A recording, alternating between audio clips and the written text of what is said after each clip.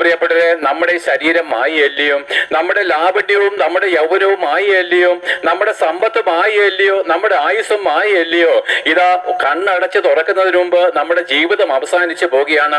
നിങ്ങളുടെ സമ്പത്ത് എന്താണ്? പമ്പയാറ്റിലെ വെള്ളം പറ്റിയാലും തീർന്നു പോകത്തില്ലെന്ന് പറഞ്ഞ സമ്പത്ത് നിങ്ങളെ വിട്ട് ഒഴുകി പോവുകയാണ്.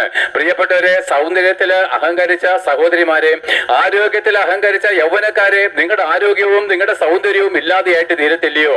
അതായത് കണ്ണുകൊണ്ട് കാണുന്നതെല്ലാം മായയാണെന്ന് നമുക്കറിയാം.